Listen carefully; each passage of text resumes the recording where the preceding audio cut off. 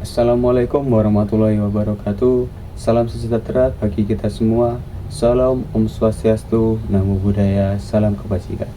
Perkenalkan, kami dari tim 2 yang beranggotakan Khalil Arif Kartorik, Muhammad Sandi Al-Anami, Adirian Permadi, Karel David Andagrus, Basvindo Riko Purisi. Dalam kesempatan presentasi ini, kami akan menjelaskan tentang teknologi virtualisasi dan kontainer. Virtualisasi adalah proses menciptakan versi virtual dari suatu sumber daya seperti server, penyimpanan, jaringan, atau sistem operasi yang memungkinkan satu perangkat keras untuk menjalankan beberapa mesin virtual secara bersamaan. Teknologi ini memungkinkan pengguna memanfaatkan sumber daya komputer secara lebih efisien, sehingga beberapa sistem operasi atau aplikasi dapat berjalan bersamaan di dalam satu mesin fisik. Teknologi virtual memiliki komponen utama, yaitu mesin virtual. Mesin virtual sendiri merupakan sumber daya komputasi yang memanfaatkan perangkat lunak untuk menjalankan program dan aplikasi. Teknologi mesin virtual digunakan untuk banyak proyek di lingkungan on-premise dan cloud. Baru-baru ini, layanan cloud menggunakan mesin virtual untuk menyediakan sumber daya aplikasi virtual kepada beberapa pengguna sekaligus. Cara kerja virtualisasi adalah menggunakan software atau perangkat lunak yang disebut hypervisor. Hypervisor adalah proses perangkat lunak yang membuat dan menjalankan sistem virtual dan mengalokasikan sumber daya komputasi, penyimpanan, dan jaringan server sesuai kebutuhan setiap virtual mesin. Software ini bisa diinstal langsung ke hardware maupun berdiri sendiri di atas sebuah sistem operasi. Hypervisor memainkan peran penting dalam mengaktifkan virtualisasi server, yaitu untuk mengaktifkan komputasi awan. Sederhananya, hypervisor memiliki fungsi yaitu memisahkan sumber daya fisik dari lingkungan virtual dan membagikannya sesuai kebutuhan.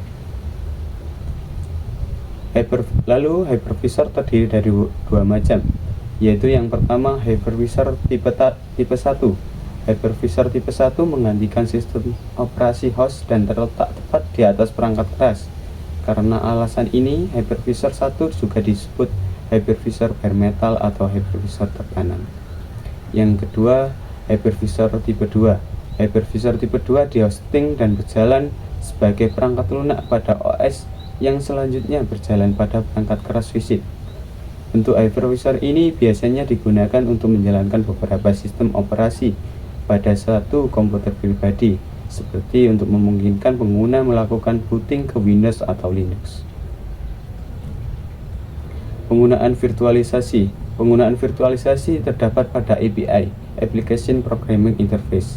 API menggunakan virtualisasi guna meningkatkan sumber daya perangkat keras yang digunakan di pusat data.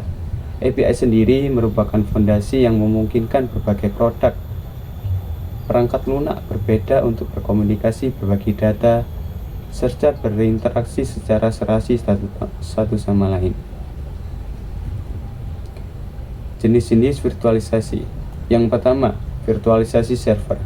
Virtualisasi server adalah sistem yang memanfaatkan teknologi perangkat keras dan perangkat lunak khusus untuk menciptakan mesin virtual di dalam satu server fisik. Yang kedua, virtualisasi storage. Virtualisasi penyimpanan atau kadang-kadang disebut penyimpanan yang ditentukan perangkat lunak atau SAN virtual adalah penggabungan beberapa larik penyimpanan fisik dari SAN atau Storage Area Network dan membuatnya tampak sebagai satu perangkat penyimpanan virtual. Yang ketiga, virtualisasi jaringan. Virtualisasi jaringan menciptakan lingkungan jaringan virtual dari beberapa perangkat jaringan fisik yang ada. Ini memungkinkan pengguna untuk mengelola, mengoptimalkan, dan mengakses jaringan secara efisien.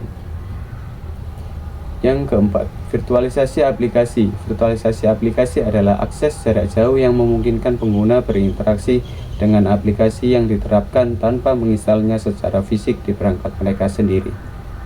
Yang kelima, virtualisasi data. Virtualisasi data bertindak sebagai jembatan yang memungkinkan platform untuk mengakses dan menampilkan data dari sistem sumber eksternal sesuai permintaan. Yang keenam, virtualisasi desktop. Teknologi ini menciptakan Lingkungan desktop virtual yang dapat diakses dari mana saja. Pengguna dapat menjalankan aplikasi dan sistem operasi di dalam lingkungan virtual ini dari berbagai perangkat, seperti salah satu contohnya di PC, laptop, atau perangkat mobile. Dan berikut software mesin virtual yang akan dilanjutkan oleh rekan saya. Berikut saya akan menjelaskan mengenai software mesin virtual. Yang pertama ada Hyper-V. Hyper-V adalah solusi virtualisasi berbasis hypervisor tipe 2 yang dikembangkan oleh Microsoft. Hyper-V ini memungkinkan pengguna untuk membuat dan mengelola virtual machine di dalam lingkungan Windows Server. Dengan Hyper-V juga, kita dapat menjalankan beberapa sistem operasi pada satu fisik server saja, memungkinkan pengguna sumber daya yang lebih efisien dan meminimalkan kebutuhan akan perangkat keras fisik. Yang kedua ada Oracle VM. Oracle VM VirtualBox adalah software open source untuk menjalankan beberapa sistem operasi secara bersamaan pada satu komputer melalui virtual machine. Dikembangkan oleh Oracle, aplikasi ini digunakan oleh software developer, sistem administrator, dan user umum yang ingin menguji atau menjalankan aplikasi dalam berbagai lingkungan OS tanpa perlu hardware terpisah. Oracle VM VirtualBox menawarkan beragam fitur seperti pembuatan dan konfigurasi mesin virtual, dukungan untuk berbagai sistem operasi Windows, Linux, macOS, dan Solaris, serta kemampuan untuk mengatur jaringan, penyimpanan, dan performa virtual machine.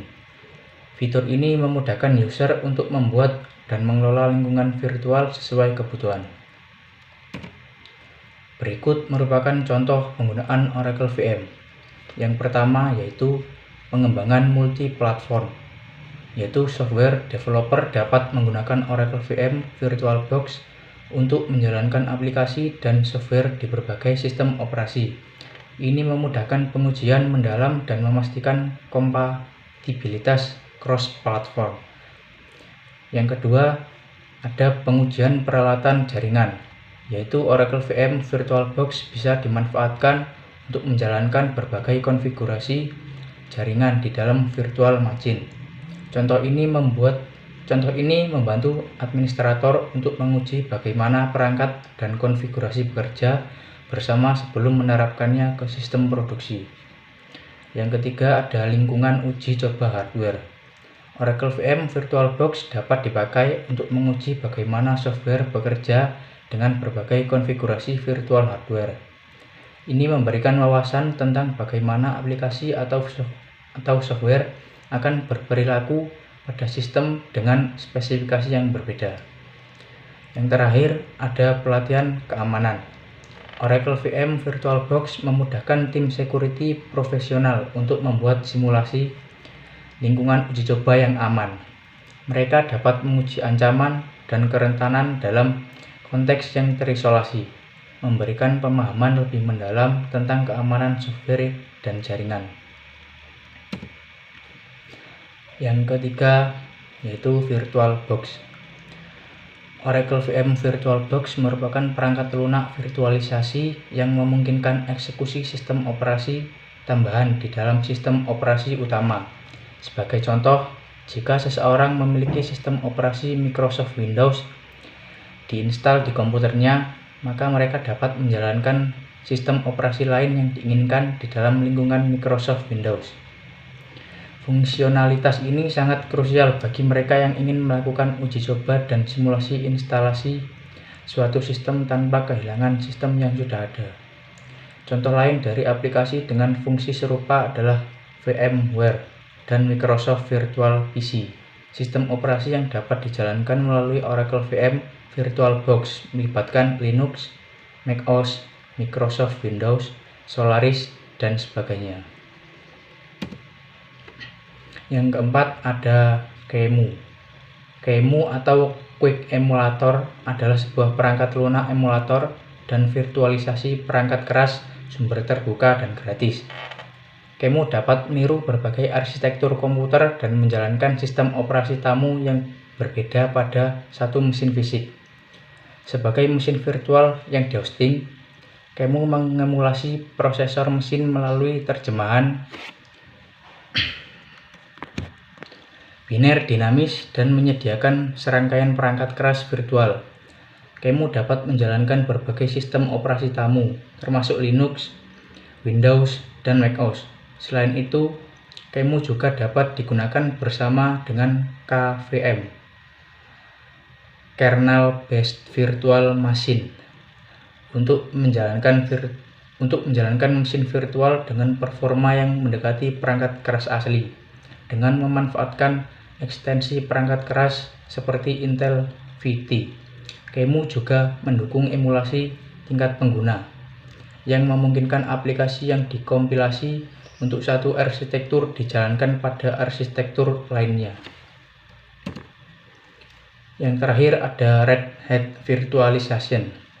Red Hat Virtualization merupakan sebuah perangkat lunak VM berbayar, menawarkan fungsionalitas tingkat lanjut dengan kemampuan untuk membuat lingkungan virtual baru atau mengkloning yang sudah ada.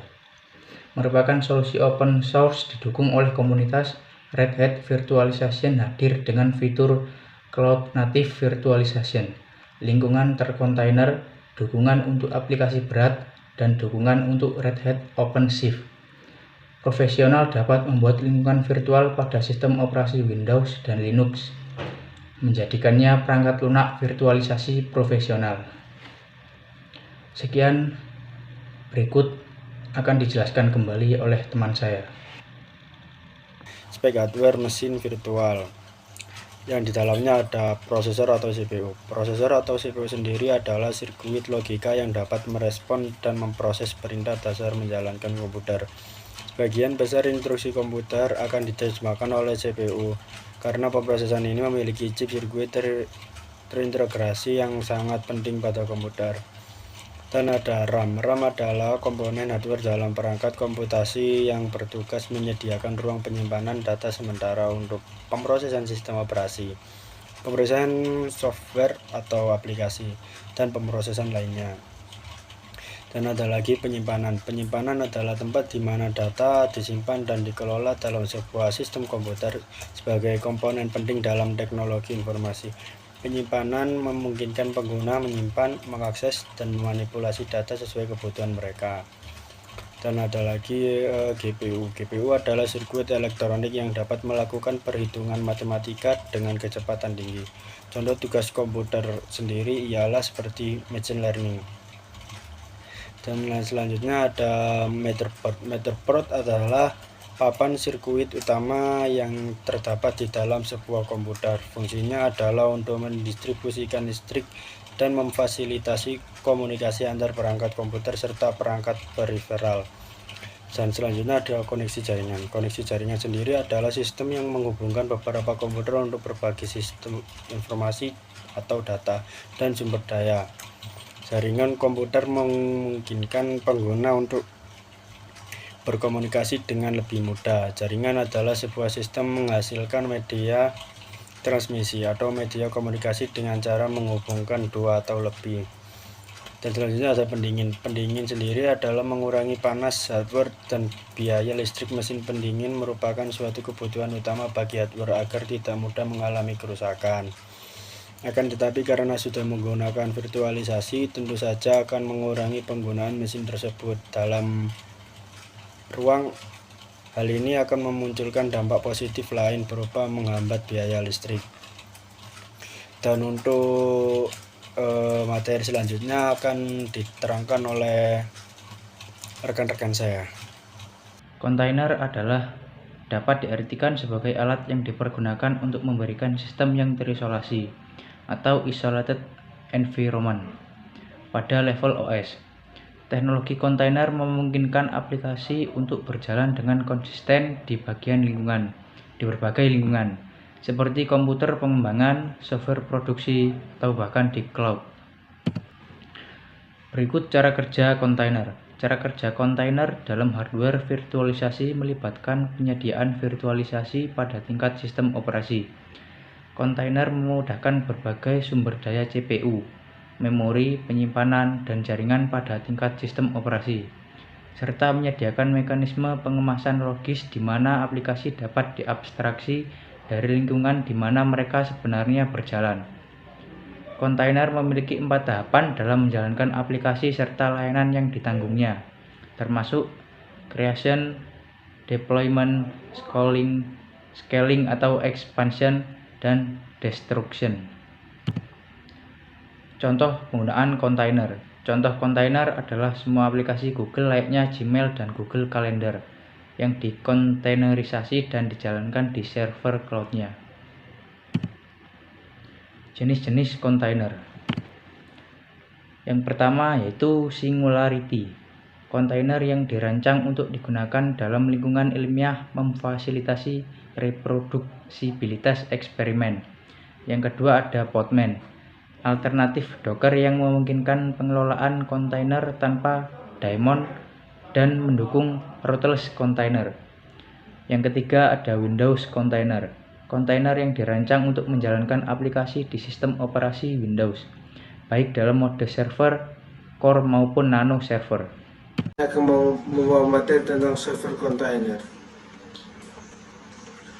Yang pertama, kontainer Docker. Kontainer ini menghindarkan user dari masalah kompatibilitas yang mungkin terjadi ketika menjalankan aplikasi di beberapa sistem yang berbeda. Sebab dengan kontainer ini software akan berjalan dengan cara yang sama di environment manapun.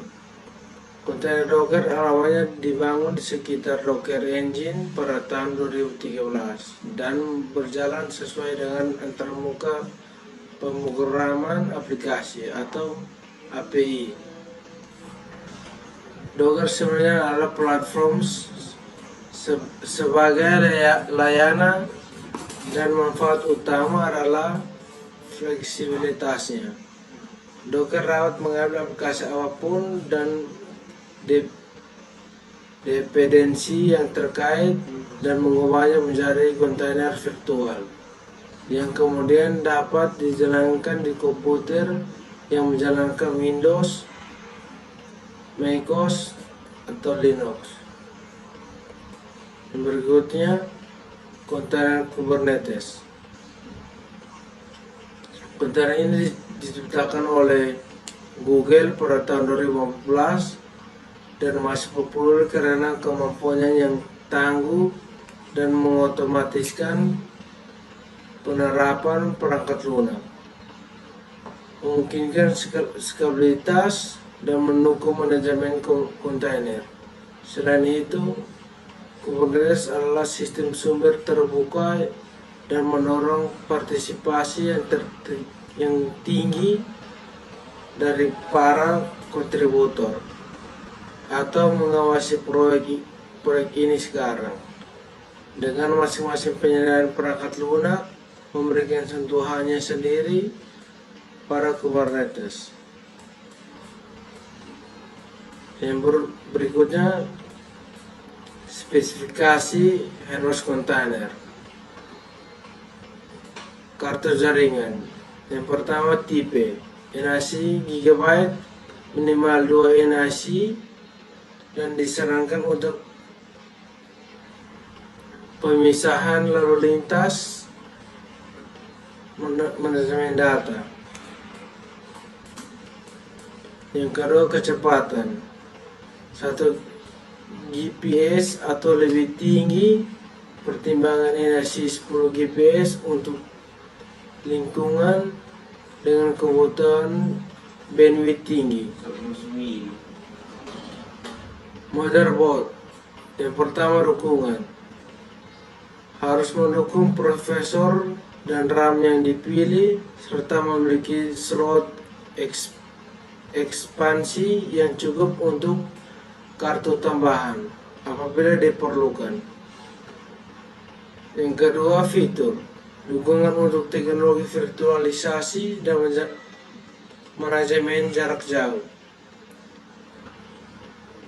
Pendinginan. Yang pertama sistem pendinginan aktif atau sistem pendinginan cair untuk menjaga suhu komponen tetap tetap selama operasi berat. Sumber daya yang pertama, kapasitas PSU atau prasarana dan sarana utilitas harus cukup untuk kuat mendukung semua komponen dengan margin tambahan atau minimal 80 plus certified. Sekian dan terima kasih.